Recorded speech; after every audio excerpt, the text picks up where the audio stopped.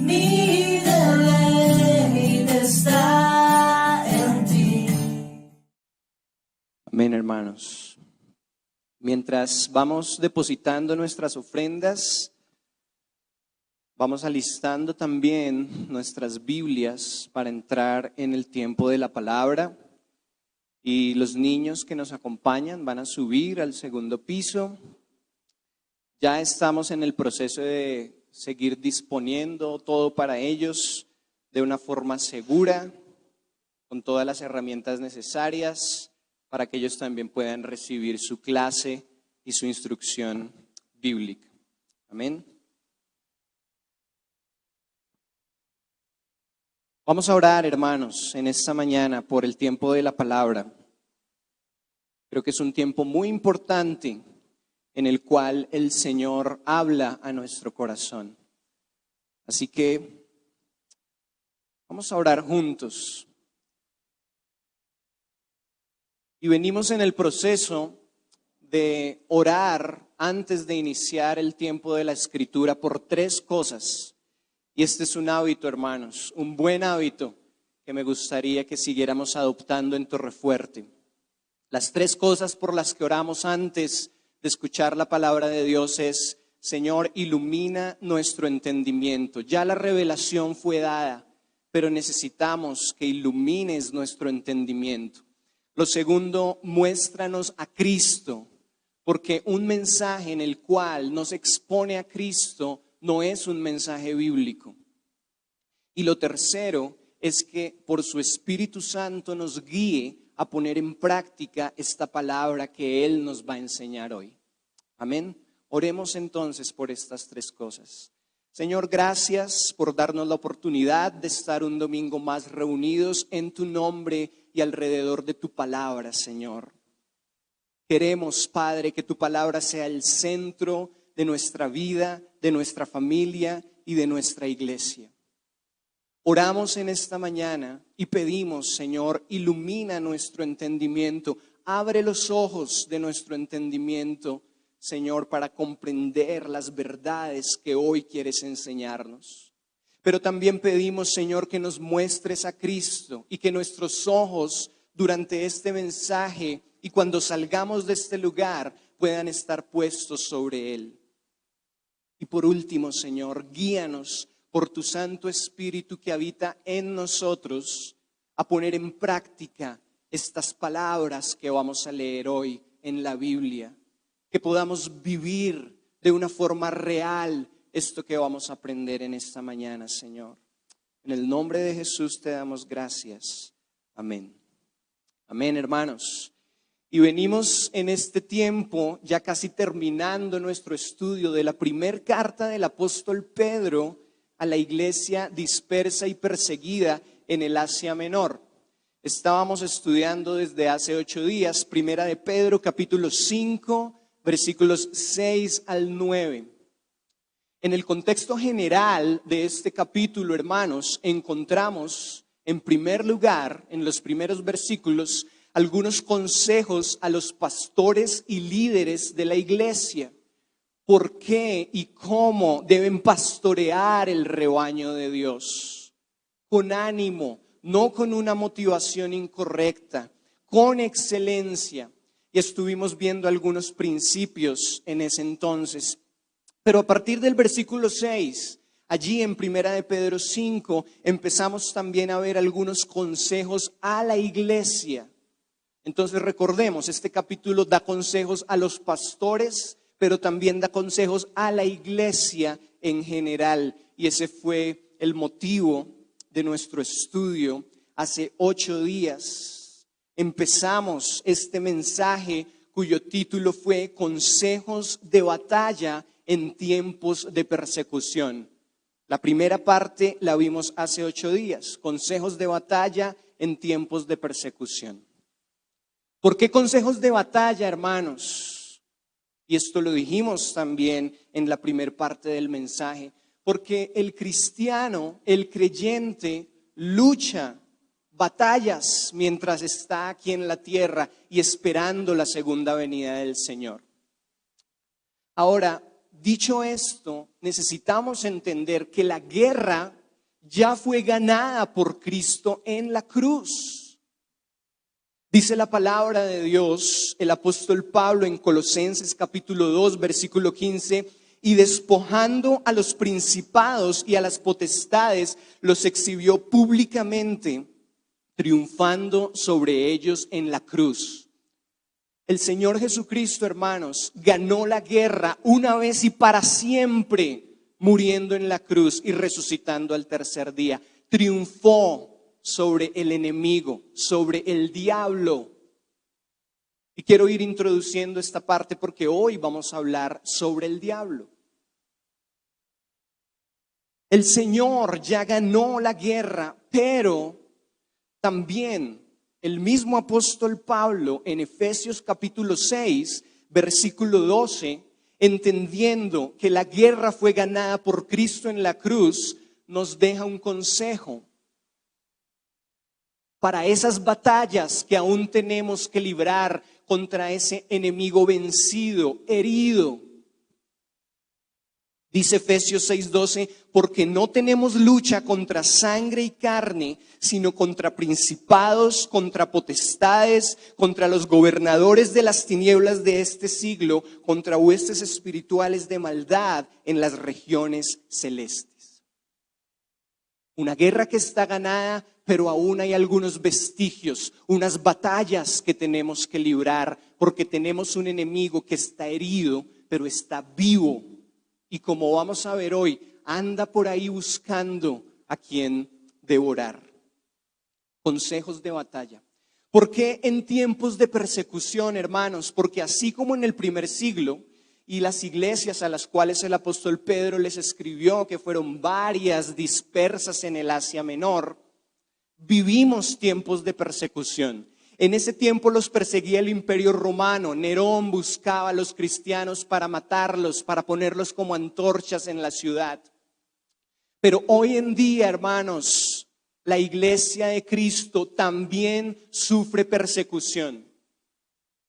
No sé si va a llegar el tiempo en que los gobiernos, muy seguramente sí, yo creo que sí, nos busquen para matarnos, para obligarnos a negar nuestra fe. Pero la persecución que vivimos hoy es una persecución a los principios de la Escritura. El relativismo moral, la fragmentación de la familia. Hoy en día a los niños en los jardines infantiles les enseñan que hay varios modelos de familia. Pero la Escritura dice que una familia está conformada por un hombre y una mujer que fructifican y multiplican. Hoy en día hay una crisis de identidad sexual. Se les propone a los jóvenes de las nuevas generaciones que reflexionen sobre su sexualidad y que miren a ver con qué se identifican. Tenemos una persecución, los afanes de este mundo, el perseguir los deseos de nuestra propia carne, es una persecución también contra el cuerpo de Cristo, contra la iglesia. Consejos de batalla en tiempos de persecución. ¿Quién quisiera decirme cuál fue el primer consejo que vemos allí? Abramos por favor nuestras Biblias en Primera de Pedro capítulo 5. Y estamos estudiando versículos 6 al 9. ¿Cuál fue el primer consejo de batalla en tiempos de persecución que vimos en el versículo 7 hace 8 días, hermanos? ¿Alguien lo recuerda? Batallar sin ansiedad.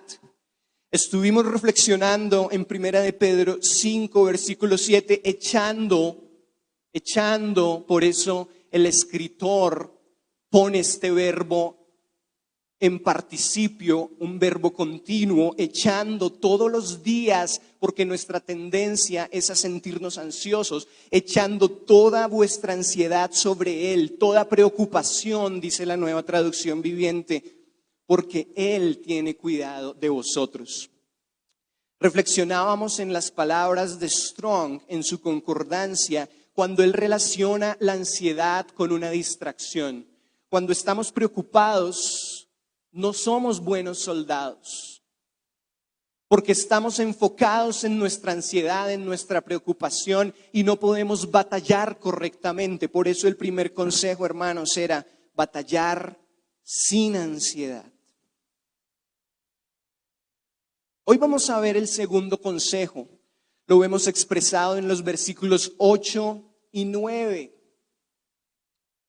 Y vamos a leer la palabra de Dios, primera de Pedro 5, versículos 8 y 9, que es los que vamos a estudiar en esta mañana. Dice la Escritura, primera de Pedro 5, 8, sed sobrios, estoy leyendo la Reina Valera, sed sobrios y velad, porque vuestro adversario el diablo, como león rugiente, anda alrededor buscando a quien devorar. Versículo 9, al cual resistid firmes en la fe, sabiendo que los mismos padecimientos se van cumpliendo en vuestros hermanos en todo el mundo. Segundo consejo de batalla en tiempos de persecución, hermanos. Versículos 8 y 9, batallar con las armas adecuadas. Ese es nuestro estudio para hoy, batallar con las armas adecuadas.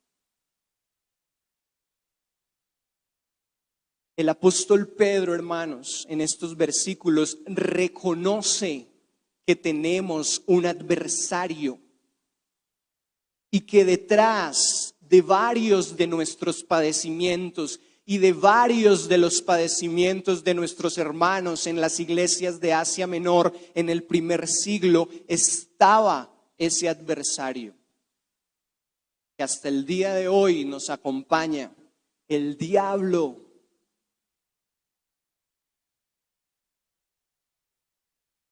Él les da una palabra de ánimo en la última parte del versículo 9 y les dice, sepan que no solamente ustedes viven estos padecimientos, estas dificultades, algunas de las cuales son difíciles de asimilar, sino que todo el cuerpo de Cristo alrededor del mundo las está viviendo, porque vivimos tiempos de persecución.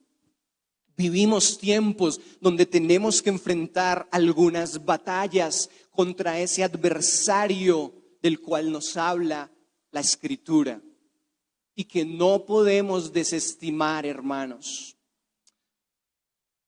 Ahora, si analizamos el contexto general de la Biblia, la estrategia correcta que Dios nos enseña para batallar contra ese adversario, hermanos, es la defensa. La defensa. Todo lo que voy a decir hoy, hermanos, hace parte de mi estudio personal. De alguna forma, por ser el pastor y líder de esta comunidad, estos pensamientos expresan nuestra creencia como iglesia, pero quiero decirlo con amor, con respeto y sin herir susceptibilidades. Pero mi responsabilidad es predicar la palabra de Dios. Este es un tema complejo, hermanos, hablar del diablo, porque siempre y a lo largo de la historia la iglesia en este tipo de cosas se ha ido a los extremos y nosotros hoy queremos encontrar un equilibrio bíblico. Primera idea en este batallar con las armas adecuadas, la forma que el Señor nos enseña en su palabra para batallar contra ese adversario es la defensa. Siempre, si ustedes miran en la escritura de Génesis, Apocalipsis, cuando el Señor nos advierte acerca del diablo, Él nos dice, vigilen, resistan, estén firmes, huyan. Pero desafortunadamente, hermanos, y desestimando la victoria de Cristo en la cruz, nosotros, el cuerpo de Cristo, A lo largo de la historia nos hemos dedicado a pisotear, a reprender, a ahorcar al diablo. Hermanos, como lo dijimos al inicio de este mensaje, Cristo ya atacó hace 2021 años y despojó, como acabamos de leer en Colosenses, exhibió públicamente a nuestro enemigo en la cruz y lo derrotó.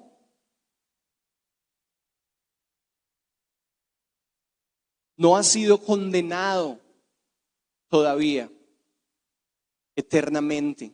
Por eso anda rondando y está buscando a quien devorar y está gastando las últimas horas que le quedan para atacar al pueblo de Dios.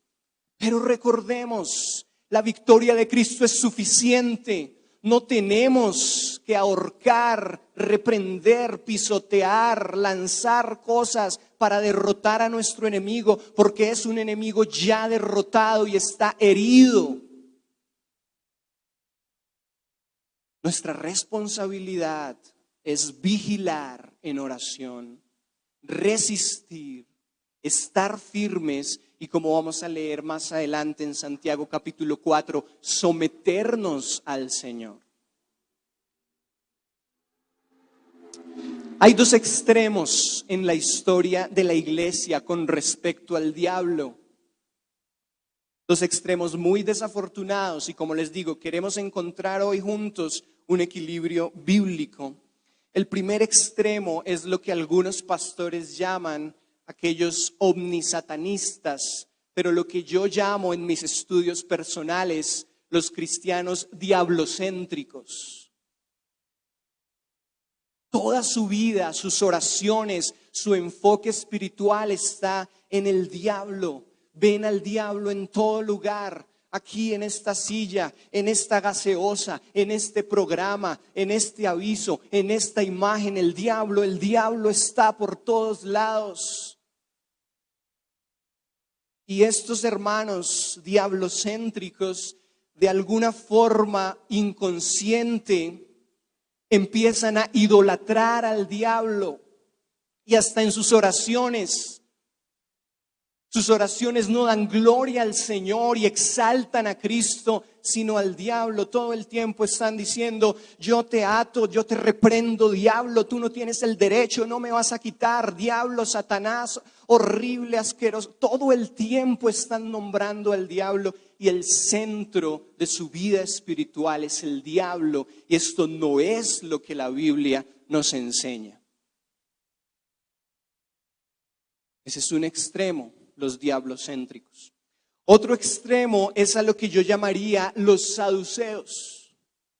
Recordemos, hermanos, aquel grupo de judíos, líderes espirituales, entre comillas, para mí, pero que también tenían un actuar muy político y del cual nos habla la Biblia, y eran los saduceos.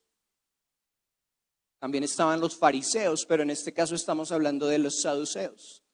Los saduceos, aquellos que se les dificultó y que hicieron toda una trama cuando Cristo resucitó, porque ellos no creían en la resurrección de los muertos, pues tampoco creían en los ángeles y en los seres espirituales. Por eso les coloco en la actualidad a estos hermanos con amor y respeto, los saduceos, porque no creen en la existencia del diablo. Ese es el otro extremo. Y la Biblia nos enseña que el diablo es real.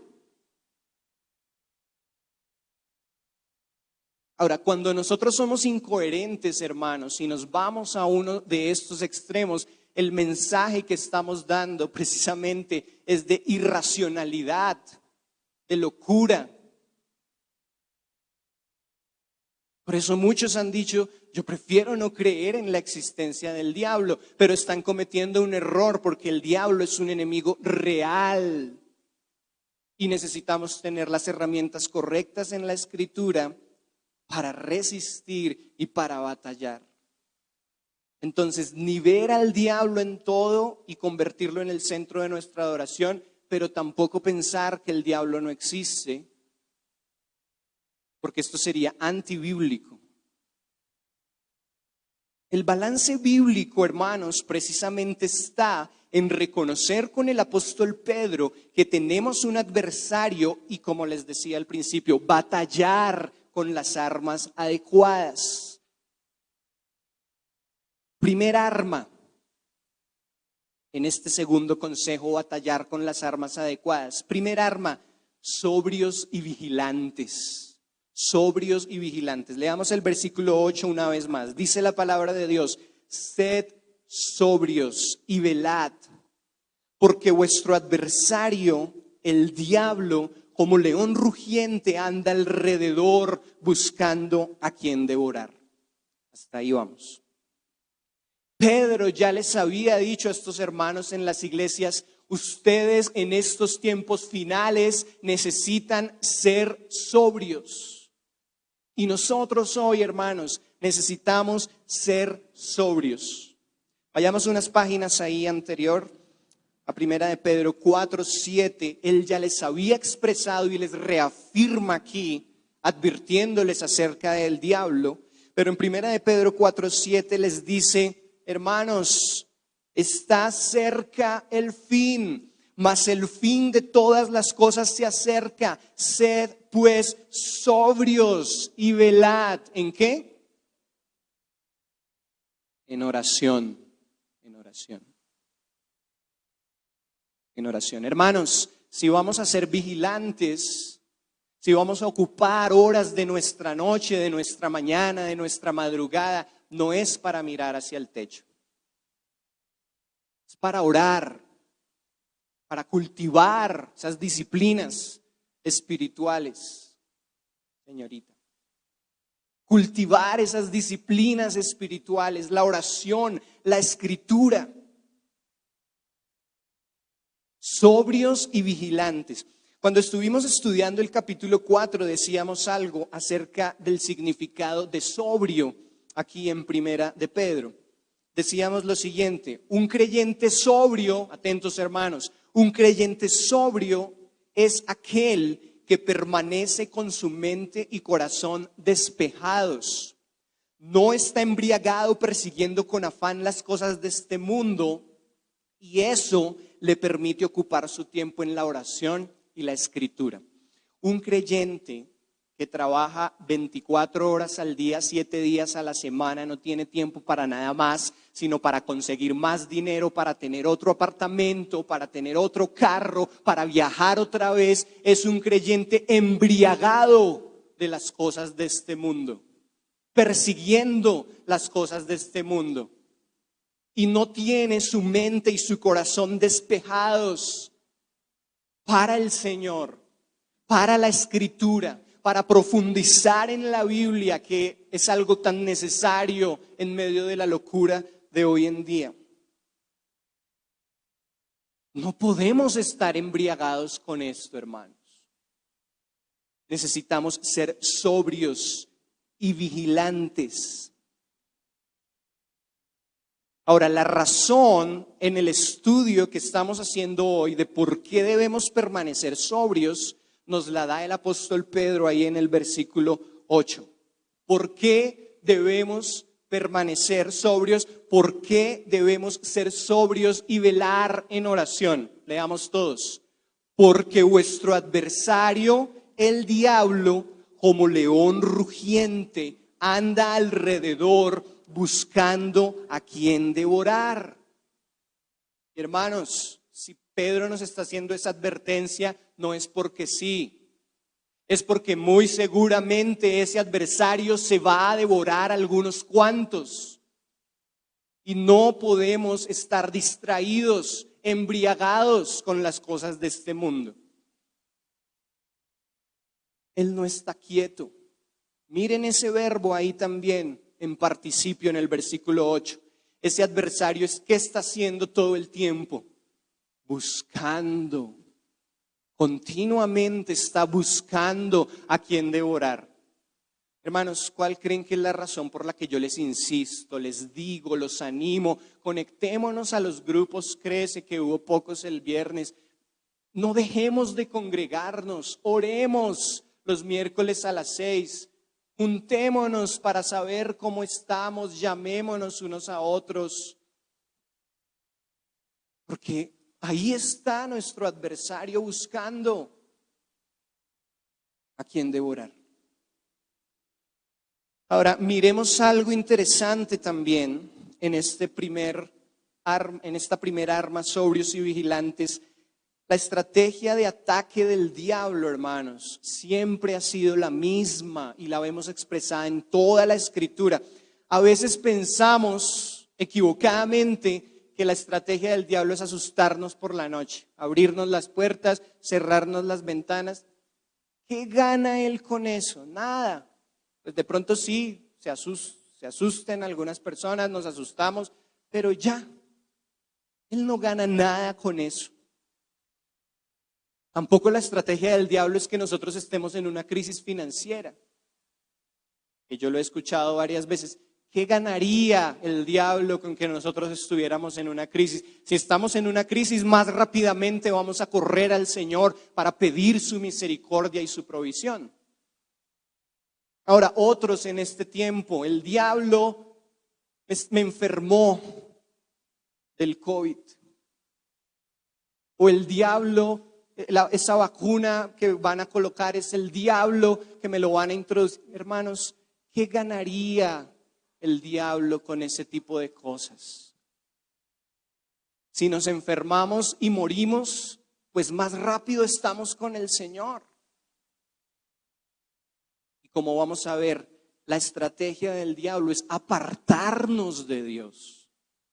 No es enfermarnos por un virus, no es una vacuna con la que vamos a quedar endemoniados, no es asustarnos por la noche. Esto no tiene ningún sentido racional. Por eso necesitamos ser sabios en entender cuál es la estrategia del diablo. Y la estrategia del diablo, hermanos, expresada desde Génesis hasta Apocalipsis, es el engaño. El engaño.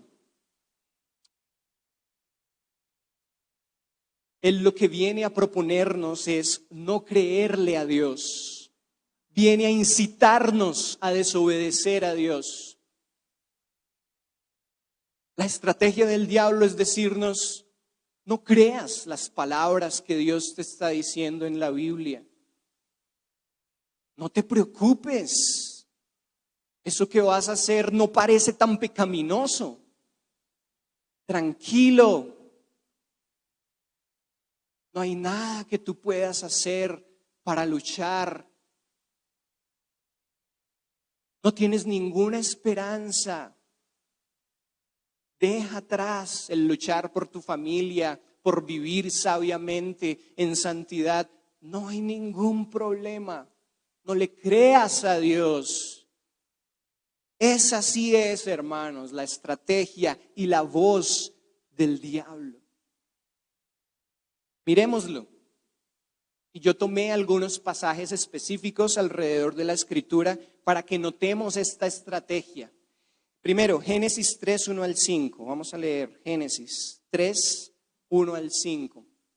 El ataque del diablo a través de una serpiente astuta en el huerto del Edén a Adán y Eva. Dice la palabra de Dios en Génesis 3, 1 al 5. Pero la serpiente era astuta más que todos los animales del campo que Jehová Dios había hecho, la cual dijo a la mujer, ¿con que Dios os ha dicho, no comáis de todo árbol del huerto? Y la mujer respondió a la serpiente, del fruto de los árboles del huerto podemos comer, pero del fruto del árbol que está en medio del huerto, dijo Dios, no comeréis de él, ni le tocaréis para que no muráis. Ojo, hermanos, atentos. Entonces la serpiente dijo a la mujer, aquí viene la estrategia, no moriréis, sino que sabe Dios que el día que comáis de él serán abiertos vuestros ojos y seréis como Dios, sabiendo el bien y el mal. No le creas a Dios, no creas en su palabra, No creas en lo que Él te ha dicho sobre ti mismo, sobre tu familia, sobre la iglesia, sobre el cuerpo de Cristo. Vamos a ver la misma estrategia en Primera de Crónicas capítulo 12, allí en el Antiguo Testamento, cuando Satanás muy sigilosamente habló a David. Primera de Crónicas capítulo 21, perdón. Primera de Crónicas 21:1 dice la palabra de Dios: pero Satanás se levantó contra Israel e incitó a David a que hiciese censo de Israel. Veremos muy seguramente en el contexto de Primera de Crónicas que Dios había dado instrucciones a David, pero Satanás le dice: no le creas, ve y haz un censo de Israel. Con eso vas a saber qué tan poderoso eres, cuánta gente tienes a tu cargo. No le creas a Dios. Hechos capítulo 5, hermanos, en el Nuevo Testamento.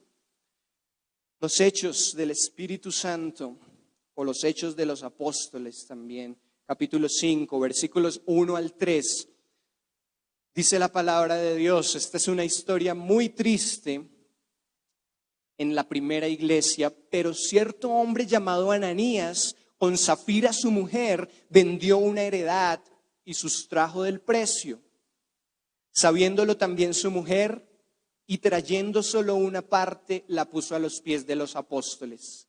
Y dijo Pedro, miren, este fue el mismo Pedro que le dijo a Ananías, hermanos: Ananías, ¿por qué llenó Satanás tu corazón para que mintieses al Espíritu Santo y sustrajeses del precio de la heredad? ¿Por qué te dejaste convencer? ¿Por qué te dejaste engañar? Otra vez está la estrategia, muchos años después en Hechos, el engaño, hermanos. Ahora ratifiquemos en Apocalipsis capítulo 20. Apocalipsis, la revelación de Juan, la revelación del Señor, escrita por Juan. Apocalipsis 20:10, dice la palabra del Señor, ratifica esta estrategia que nosotros debemos conocer hoy como creyentes. Dice: y el diablo que los engañaba fue lanzado en el lago de fuego y azufre, donde estaban la bestia y el falso profeta, y serán atormentados día y noche por los siglos de los siglos. Hermanos, espero ese día en que podamos librarnos de este adversario que es el diablo. Esta estrategia del enemigo en este primer punto de batallar con las armas adecuadas, sobrios y vigilantes, el engaño. Por eso Jesús le dice a los fariseos en Juan capítulo 8: ustedes son hijos del diablo. ¿Recuerdan que él les dijo en Juan 8 eso a los fariseos? Ustedes son hijos del diablo porque buscan sus mismos deseos. Son hijos de aquel que es padre de mentira. Haciendo este estudio yo respondí a una pregunta que me hicieron hace algunas semanas: ¿por qué el diablo es llamado en la Escritura el padre de mentira y no el padre de la infidelidad, el padre de cualquier otra cosa? Porque su estrategia principal es la mentira, es el engaño, el padre de mentira. Les dice Jesús a los fariseos en Juan 8: ustedes son hijos del padre de mentira. Ahora, Pedro afirma en este versículo 8, hermanos, regresemos a nuestro texto principal, primera de Pedro 5, 8 y 9. Pedro afirma que nuestro enemigo ataca como ¿qué? Como un león, dice ahí el 8. Vuestro adversario, el diablo, como león rugiente, anda buscando a quien devorar. Quiero que miremos lo siguiente, hermanos. Estas semanas, estudiando este tema, estuve viendo algunos documentales de National Geographic. Todos los hemos visto. Hay muchos en internet y en los canales. Estos documentales donde se ve cómo cazan los animales y más específicamente en este caso cómo cazan los leones. Y estuve averiguando, mirando la anatomía de los felinos, de los leones, viendo su método de caza y me encontré con cosas muy interesantes, hermanos. No las dejemos ir en esta mañana, empezando por mí. El león es un animal precioso, es un animal majestuoso, pero no es un animal rápido. Hay otros felinos que son más rápidos, ¿verdad? Y persiguen a su presa y le ganan la carrera, a veces a los cervatillos, a los venaditos, y lo agarran, le ganan la carrera. Pero el león, por su tamaño, por su peso, por sus patas que son anchas, el león no es un animal muy rápido. Entonces, él usa otra estrategia, y es que se acerca sigilosamente a la presa, se acerca a la manada de venados, digamos en este caso, y se acerca sin que esa manada se dé cuenta. ¿Ven? Muchas veces no nos damos cuenta cuando viene ese león rugiente buscando a quien devorar. Y estamos tan acomodados, pero el león en lo natural se acerca sigilosamente, porque él sabe que no es muy rápido y que le van a ganar la carrera. Entonces tiene que acercarse lo más posible a la manada. Otro punto importante, los leones saben y atacan al más débil de la manada. No sé si sea el más pequeño, de pronto al que está herido, pero atacan al más débil de la manada porque saben que van a vencer en su ataque. Ahora, un tercer punto importante en el ataque de un león rugiente, hambriento, es que generalmente esa presa más débil estaba separada del grupo. Y cuando yo vi esto y leí, hermanos, yo decía, wow, qué relevante es el poder estar juntos, congregarnos. Podríamos estar en este momento, no sé, viendo la premiación de los Juegos Olímpicos o yo qué sé, pero estamos aquí estudiando la palabra, viéndonos. Ahorita al final queremos compartir, orar, hablar, estar juntos. Este león rugiente en lo natural, y si ustedes ven los documentales, va a agarrar la presa que más separada estaba del grupo y se lo va a llevar. Segunda arma, hermanos, para batallar con las armas adecuadas. La primera era sobrios y vigilantes. La segunda es resistiendo al enemigo, firmes en la fe. Leamos el versículo 9, por favor. Dice la palabra de Dios, hablando en el versículo 8 de ese enemigo que no podemos desestimar, de ese adversario que es el diablo, al cual, dice Pedro, resistid. ¿Sí ven la estrategia que nos da el Señor? Resistid, una vez más, al cual resistid firmes en la fe. Leamos precisamente en Santiago capítulo 4, versículo 7. Santiago también nos dice una vez más, ratifica esa estrategia del creyente y nos dice en Santiago 4:7, someteos pues a Dios. Es un primer paso para poder resistir. Someteos pues a Dios, resistid al diablo y huirá de vosotros. Huirá de vosotros. Resistir, hermanos. Esta palabra resistir, aquí en la Biblia, en griego es antistete. Esa es la palabra en griego para resistir, para este verbo resistir, que es nuestra estrategia como creyentes, resistir, antistete. Esta palabra antistete fue un término militar que usaban los guerreros griegos. ¿Sí se acuerdan en las películas? Todos han visto 300, ¿cómo se llama la película muy famosa de Russell Crowe? Se me va el nombre en este momento. Gladiador. ¿Se han visto los guerreros griegos?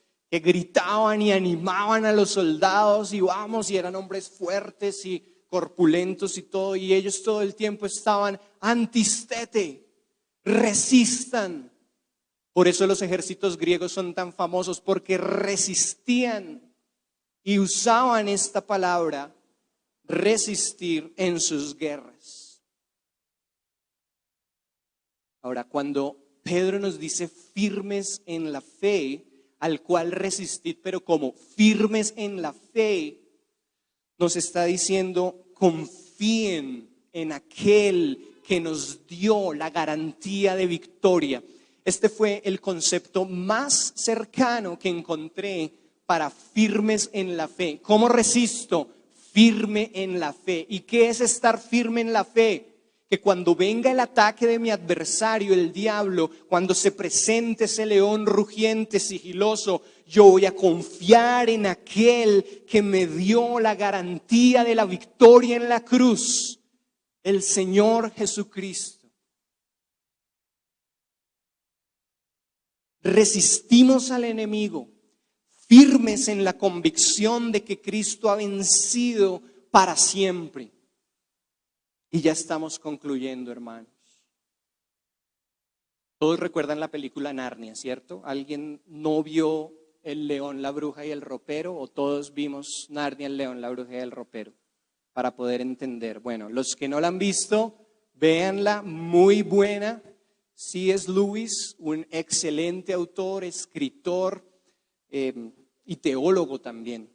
Pero los que vimos Narnia, el león, la bruja y el ropero, recordamos para mí la escena más majestuosa, y es en la última batalla donde Peter, aquel que iba a ser coronado rey, está luchando contra la bruja blanca, contra Hades. ¿Y qué está haciendo Peter en esa última batalla? Porque al parecer la bruja era más fuerte, ¿verdad? Tenía unas armas más poderosas. Y lo que está haciendo Peter es resistiendo, y se cae y se vuelve a levantar y está ahí resistiendo. Parece que ya no puede más, va a ser vencido.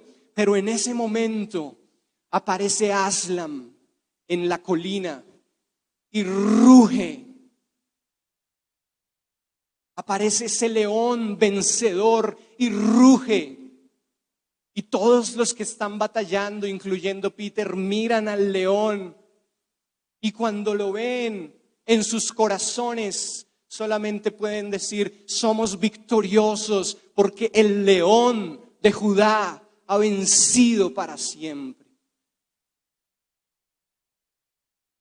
Yo me emociono mucho con este tipo de películas, pero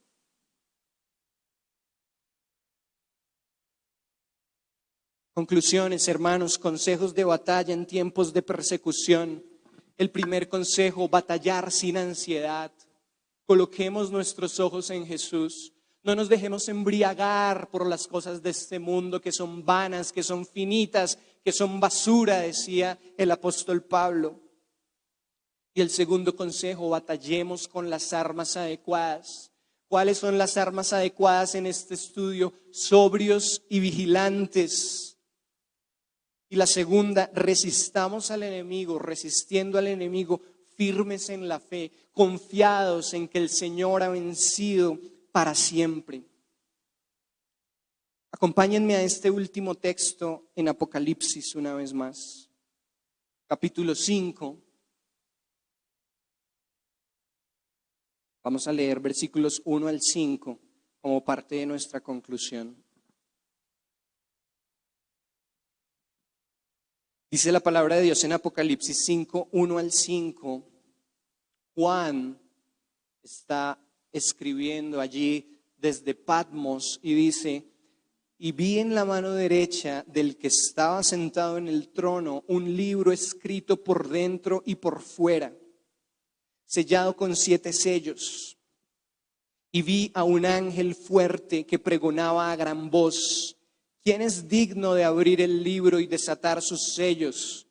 Y ninguno, ni en el cielo, ni en la tierra, ni debajo de la tierra, podía abrir el libro, ni aún mirarlo. Y lloraba yo mucho, porque no se había hallado a ninguno digno de abrir el libro, ni de leerlo, ni de mirarlo. Y uno de los ancianos me dijo, no llores, he aquí que el león de la tribu de Judá, la raíz de David, ha vencido para abrir el libro y desatar sus 7 sellos. Hermanos, tenemos un león rugiente buscando a quien devorar, pero es un cachorro, es un león herido, es un león desnutrido comparado con la victoria que nos ha dado el verdadero león, el león de Judá, aquel que venció para siempre y que es relatado aquí en el libro del Apocalipsis.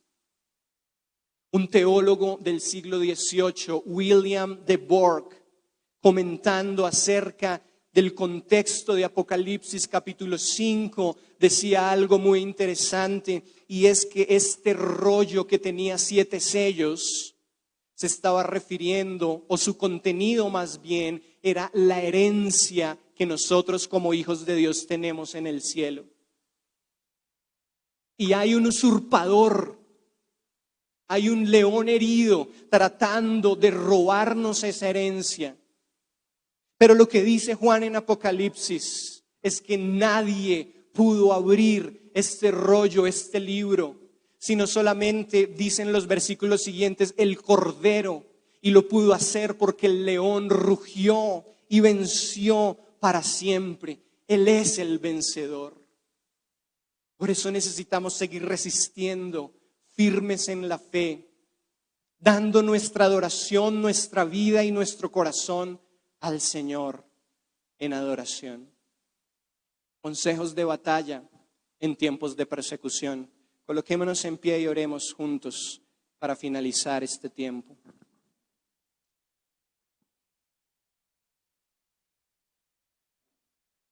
Señor, gracias por la oportunidad que nos das de estudiar tu palabra, porque tu palabra es vida, Señor, para nosotros. Sigue permitiéndonos comprender estos principios que hemos aprendido, consejos de batalla en tiempos de persecución. Queremos ser de aquellos que han encontrado un equilibrio bíblico, Señor, junto con el apóstol Pedro, que no son diablocéntricos, pero que tampoco desestiman la obra del diablo, porque es un adversario que aún está vivo y que anda como un león rugiente buscando a quien devorar. Permítenos someternos a ti, como dice Santiago, para poder resistir correctamente. Someteos pues a Dios, resistid al diablo y huirá de vosotros. Hoy te damos gracias, Señor, y hoy queremos honrar tu nombre y darte gloria, porque tú eres bueno, porque tu misericordia es para siempre, porque en ti tenemos y tendremos la victoria, porque tú moriste en la cruz por nosotros y resucitaste para darnos salvación y vida eterna, Señor. En el nombre de Jesús. Amén. Sigue siendo Dios. Cuando